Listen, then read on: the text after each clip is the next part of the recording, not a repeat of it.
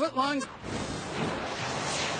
On my list of greatest catches in baseball history, no order. Nice. Jim Edmonds, Gary Matthews Jr. Where's Austin Jackson from last night? That's a question I'll ask you. Also, David Price doesn't like cold water, or possibly anything. And training camp fights in football. Why do we do them again? Does anyone know? Is there any purpose? Talk about them on this show. Just to break up. Let's go around the horn. I mean, the Vikings were asking for and then getting a training camp fight this week. Like it was the show of competitive banter. Predetermined. Here's Tony So Reale. if I request a show fight, We'll talk about that in a second. Ravens General Manager Ozzie Newsome this afternoon. Quote, we are going through a process and we have not made a decision. Steve Bisciotti has not told us we cannot sign Colin Kaepernick, nor has he blocked the move. Whoever's making those claims is wrong. Earlier today, ESPN's Diana Rossini, her sources said it was coach and GM Harbaugh Newsome in support of signing Kaepernick and resistance from owner Steve Bisciotti. Kevin, what does today's news do to this ongoing story? Well, it doesn't move it forward, but what it does do is illuminate for all to see what the real problem is here, which is what we've all been saying. It's not about football, it's about politics. And you see that clearly here. Let's not forget that in the last electoral campaign, that NFL-related donations to political parties were 3 times as high for the GOP as they were for Democrats. And that Steve Bisciotti, the owner of the Ravens, fits into that very model. And so there's a lot of concern. Once again, he said it the other day about how fans are going to react. And he wanted to poll fans about this. This is not about football. It's about politics. And unless and until Colin Kaepernick has a contract in the NFL commensurate with his resume and his skills, this is an ongoing problem for the league, not just the Ravens, the league. Sarah Spain? yeah, it's interesting if it is Bisciotti who's blocking it, that this is someone who is willing to take a strong stance against someone who I would argue his biggest flaw would be that he is not a perfect messenger for activism. He's made some missteps, but if you are troubled by pig socks or the occasional Twitter post that doesn't align perfectly with the way you'd like your peaceful protest to be done, and that bothers you more than someone beating up their fiance, and then you found out about that in detail hours after it happened, and it took you 6 to 7 months to speak out against it, and only after TMZ released a video and the pressure against the league was so strong that you were forced to cut him. If it bothers you more that somebody wears a pair of socks or a T-shirt that you disagree with and that people are speaking out on that, then that shows your flaws in what you expect out of your football players and in what you demand of people and fans who are watching the league.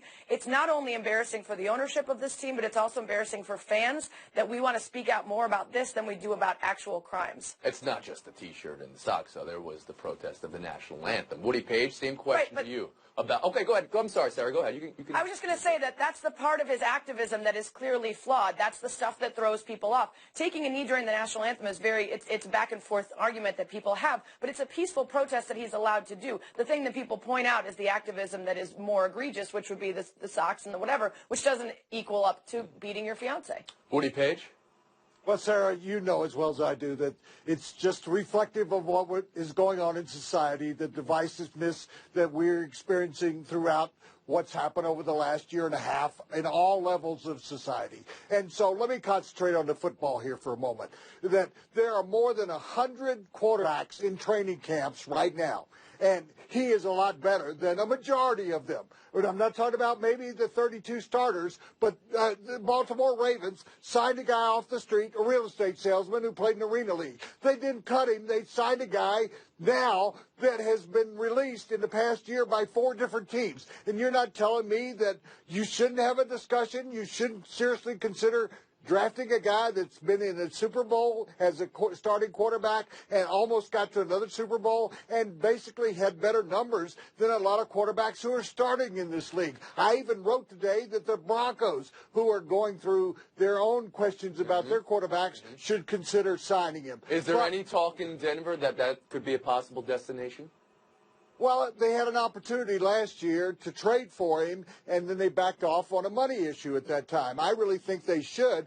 Are they discussing it? No, because I think there is a blackball going on in the National Football League. I mean, it's pretty obvious to, I think, everybody.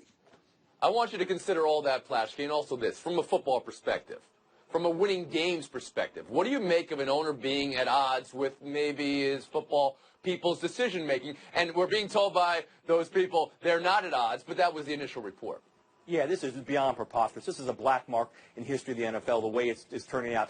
What everybody said, everybody seemed to be able to agree on is, can your backup quarterback be worth the distractions? If he is, you sign him. And that's really the question. I don't think anybody disagrees with that because he's a backup quarterback, brings a lot of distractions. He has to be worth the trouble. The Ravens decided, apparently, that he was worth the trouble. Their GM and coach decided he was worth the trouble. So he should be on this team now. The owner should not be involved in this. And it's clear that because the owner is now involved, that Roger Goodell's got to get involved. This is now, like Kevin said, it's all political now. It's clearly political. They can't have this league being run by politics. Everyone sees what's going on. And again, the bottom line is the football people say take him. They're saying take him. So can't they take him? KB, same thing to you. And when Plashke just said you can't have a league being run by politics, well, maybe some would argue just that on the other side as well, like signing Kaepernick would be making a political statement as well.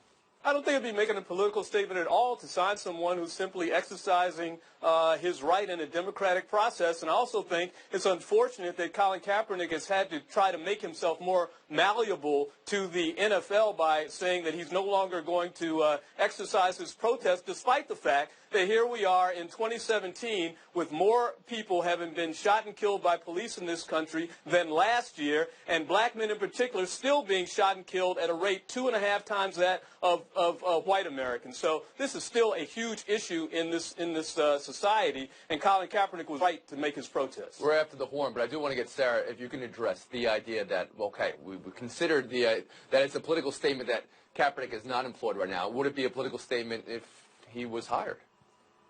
I think the argument people are making is that it would be an incredible distraction and it would require a ton of talking. If Colin Kaepernick has already said he's not going to kneel again, and if a team wants to take him on and say that he is worth it as a football player, then he makes one statement, they make one statement, and then they say our focus is on football, as they've tried to do with any other incident, whether it's domestic violence or anything else. That's usually what they do when there's a distraction. In this case, you could do exactly the same thing. Thanks for your thoughts. We're going to move on now. Talk about some of the training camp fights in football this summer. Fights for New England, Indianapolis, Cincinnati, all in the last 24 hours. Patriots and Colts had wide receiver defensive back skirmishes. And the Bengals, stop me if this surprises you, Vontaze Burfict tackled Gio Bernard in a non-tackling drill. A couple of days ago, Minnesota had a training camp fight a day after Terrence Newman asked for one. And he asked for one so he could see everybody was working. Well, I guess he got his answer. People were working. Bill, how do you view these fights? You know, all you got to do is look at how the toughest coach, maybe in NFL history, views these fights. Bill Belichick, he throws the players out of practice. He has a no-tolerance policy. He threw his great receiver, Julian Edelman, out of practice because of this. So that shows how dumb they are, how reckless they are. I know people say, well, that means the players are engaged, they're emotional, they're involved. No, I just think it means they're undisciplined and looking for a different outlet. You use the outlet on the field. They risk injury. They take time away from learning. And again, if it doesn't work for Bill Belichick, it doesn't work for me. Woody, Bill thinks it's an unnecessary part of camp. Do you view it that way, or do you think it's a necessary evil, let's say? It exists. I have watched practices in training camp for 45 years. It happens every year in every training camp. Familiarity breeds contempt. And when they see each other every day, these hostilities, you're talking about a hostile game. And the only one that bothered me was Burfict against Bernard. Bernard's coming off ACL surgery. I mean, either put a red jersey on him or somebody go to Burfict and say, you don't hit this guy. Sarah Spain? Yeah, clearly the Burfict one is slightly different because they're not supposed to be hitting in the first place. Then he hits him at the knees, and he's recovering from an ACL tear. And his teammates all started a larger scrum, including a coach getting thrown to the ground because they all knew all of those things, and somehow Vontaze Burfict didn't. But beyond that, I agree with Woody. This is what happens when you get back into football after your summer off. You're excited to hit people, and if the only person in front of you is your teammate, you're going to hit him. And KB? Yeah, I mean, it reminds me of a battle royale sometimes because some of these guys, and that wasn't the example I'm thinking of, we were talking about veterans, but some of these guys are scrapping for that last spot on a roster, and they think that somehow that's going to make them stand out and appear more fierce than the other guy who's going for that same position. You don't buy that? You don't think there's value to it in any way? I mean, I don't see the value, and I see maybe individual value if you think your coach is not like Bill Belichick, and most coaches are not. We've been horrible. We'll move on. One of the great games of the baseball season last night. Let's talk about Boston and Cleveland. Austin Jackson catch. 2 blown saves, the extra innings, the best strikeout of Mitch Moreland's career, a walk-off, and David pricing. Sarah, people are calling it the most exciting game of the year. What will you remember most about last night? God, I might remember Price's face now. That's hilarious. You know what? You're going to forget Chris Sale pitching poorly. He's going to bounce back. You might even forget Mitch Moreland striking out and still making it to first base, as weird as that was. The standings are going to change. The thing I'm going to remember is the catch, because that's what you remember, those kind of athletic feats. The only flaw in that being a tremendously amazing catch is that the stakes weren't that high because they didn't win. The best one ever yet is still Dwayne Wise catching in the 9th to save Mark Burley's perfect game, full sprint, leaping up against the wall. It was a great catch. But this was a good one. Very conveniently, it happened in the city of Chicago. We're going to give a mute right there. Go ahead, Woody Page. I would think that the catch is going to be what is most memorable, and they will probably win an ESPY a year from now. And you have to realize, I think there's a bigger point here. Remember Torrey Hunter going into that same bullpen and not making the catch? Well, guess who was in the outfield with him?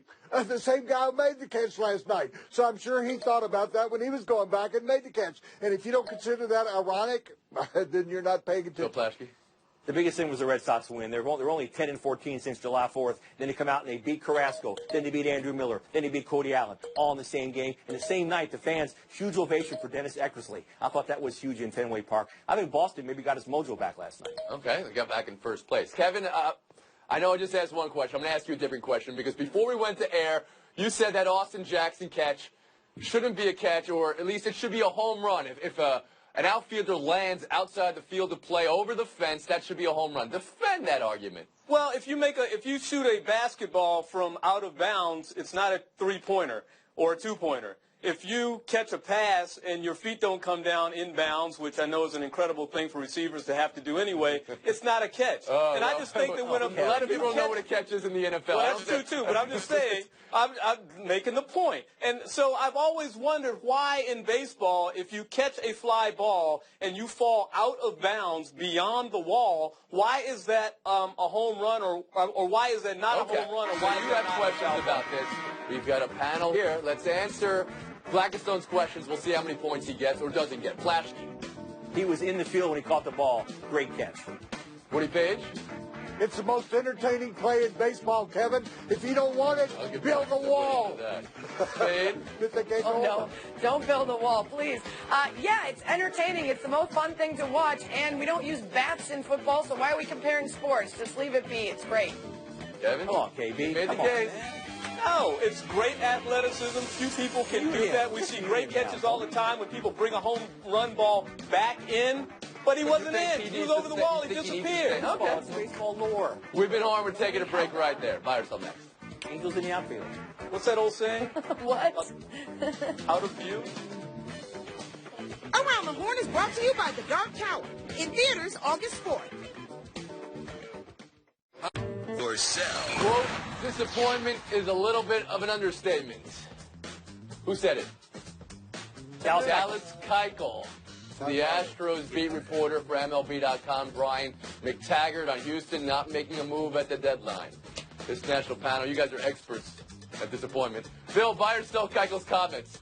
I'm selling this. This is something you say before the trade deadline. You come out and put pressure on front office to make a move, say this. But once it's happened, it's over with now. It's done. You got to win with what you got. You have to project an air of confidence and calm to your younger teammates. You don't complain now. It's done. The front office already did you wrong. Deal with it. You see it, Woody? No, Bill, you're wrong. We want our players to be honest to us, and he is. I like Dallas on Houston here. They have the 21st in ERA bullpen. They needed some relief help given the problems they've had lately, and he's just expressing the disappointment that they all have. Babe. Yeah, they lost 3 more pitchers to the DL this week. Keuchel himself coming off a 2-month absence, so he understands that even if you feel confident in what you have, sometimes other people are going to need to step up in their absence, and he believes they're good enough. And if you're good enough, like the Cubs and the Yankees and the Nationals and the other teams that went out and got Dodgers. better, and the Dodgers. Settle down, I would never forget the Dodgers. All right, this isn't your FaceTime, Spain. Blackestone, go ahead. And that's exactly why you have to buy Dallas and sell Plaschke, because Plaschke's Dodgers went out and got you Darvish. Come on. If you're in the mix at this time in the season, you go out and you try and make your team even better. Buy or sell to Max Scherzer. He was having neck issues, he says, after a bad night's sleep a few days ago. Got through the first inning last night, hit his first career home run in the second, then left after one warm-up pitch in the bottom of the second because of the neck. About the home run, by the way, he says it didn't make his neck worse. In fact, he credits the neck helping him keep his head down in the box to hit the home run. Woody, big deal, little deal, or some other kind of deal? Well, I think I need to sleep like he did then, where I can keep my head down in golf. But we know this is a durable player. He knows his body a lot better than we do, and there's not a big deal out of this at all. He made the right move because you're going to need him the rest of the season and the postseason, not right now. I think it was a smart deal for him to remove himself. They've got 5 other major players on the DL already. Take yourself out. It hopefully is, well, just as he described it, just a neck ache. He hasn't been on the DL since 2009, so presumably he's going to stay healthy and come right back for his next start. Kevin? This just makes me concerned about what goes on with Nationals pitchers when they're home alone. Matt Scherzer now says he couldn't get comfortable in the bed. Get some Peacock Alley linens and pillows. Really good. Coda Glover, a would-be starter, got hurt in the shower. Come on, what is going on here? Was it a commercial? Hashtag ad. Hey, I for one, you spend a third of your life sleeping, so I for one am here for any news on pillows. Well, Plaschke, you have an opinion on this? I think it's yes, I do. As a matter of fact, I think it's a scary deal. I think this guy leads the league in his pitch. This is a tough guy. He doesn't come out of games, especially games he's leading. He doesn't come out of the games easily. I think that the Nats should be a little bit worried. You don't see this in Matt Scherzer very often. Fire Cell 3. Steph Curry playing the web.com tour. Ellie Mae Classic. He says his goals are to get off the first tee and also have a chance maybe of making the cut on Friday. That would be winning the tournament for him is what he said. Sarah, is making the cut a realistic goal for a professional athlete from another sport? Yeah, I mean, it's a goal. He did say very humbly that he was, amazed at the preparation of the other golfers. He's 3,000 to 1 to win it. So saying that just making the cut would be like winning it is a decent goal for a 6'3", 390-pounder who's won 2 MVPs and 2 championships. Why not think big? Okay. Kevin, do you think a pro basketball player can just think he can come in and make the cut of a web.com tour?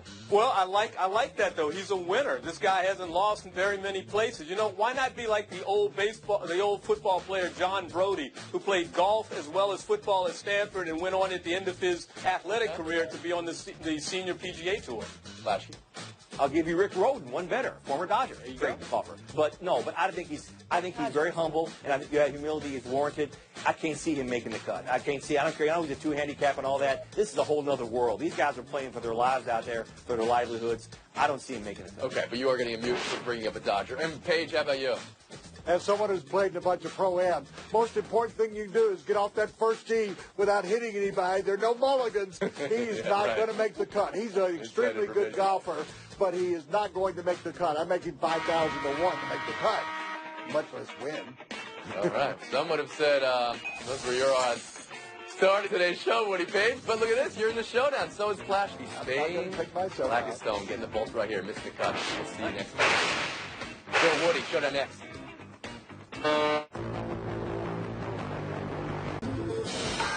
This is the 125th career meeting and showdown for Bill Plaschke and Woody Page. Wow. Welcome. Wow. And let's talk about this Super Bowl. This play right here, that's Falcons linebacker Devondre Campbell. And he told Bleacher Report he has rewatched the Super Bowl, this play, and the whole choke job every week since. Bill, you think that does more good or harm? I think it does great. You get involved in that kind of wreckage, you need to examine it to learn from it. Just like Woody examines the 68 times I've beaten him in showdown. I'm sure he goes back and tapes them. And Bill, you are so wrong. It does no good to go back and look at what when you failed in the past. What he has done in the offseason is work with Von Miller. I think that's going to help him a lot more than looking at a Super Bowl that was a disaster. I am of the opinion you learn more from your failures than your successes, so that's why I'm not giving Woody a point there. I'm giving the point to Plaschke. But that was some third-degree burns throwing Woody Page's way from Plaschke. He's getting the points. We're moving on. Your mom being upset with the GM that traded you, not surprising. When that GM is your dad, ooh. Woody, the Avila family, now that Alex is a Cub. Is that all right for mom to be upset? Does dad have some explaining to do? No, that's foul. I mean, this was a business decision. It was not a personal decision. And guess what? It's not that far to drive from Detroit to Chicago. She can still visit her grandkids, and they can stay with her for most of the rest of the season while they move on. So she is wrong. No, she's a grandmother. Grandmothers have the right to do and feel whatever they want to do. It's all about being a grandmother. You have all the rewards and other responsibilities. She can cry, she can moan. She has that right to do that, to make them feel bad. That's her duty as a grandmother. That's her right. That's her reward. You've never been a grandmother. But he's had one before, Woody. All right, 125 appearances. This is win number 69. Nice for Bill Plaschke in his matchup with Woody Page. Take it, Bill. So we have a little issue out here with one of our football teams. Aaron Donald is in the 5th day of his holdout for the Rams, defensive tackle, the best defensive tackle in football, arguably the best defensive player in football. They need to get this fixed. This is one of those holdouts from hell where both sides are right and both sides are wrong. The Rams need him in camp. They struggled their first year here. The Chargers are right down the street training, getting big fans. The Rams need to hold and try to grab on to Los Angeles. They need Aaron Donald to do it. Aaron Donald needs them to become the great player he needs to be. They need to get this fixed now. Bill Plaschke, 340 career wins. He's the 4th fastest in show history to 340, which is last of everybody who has 340 wins. So it's not that great. Congrats, Bill.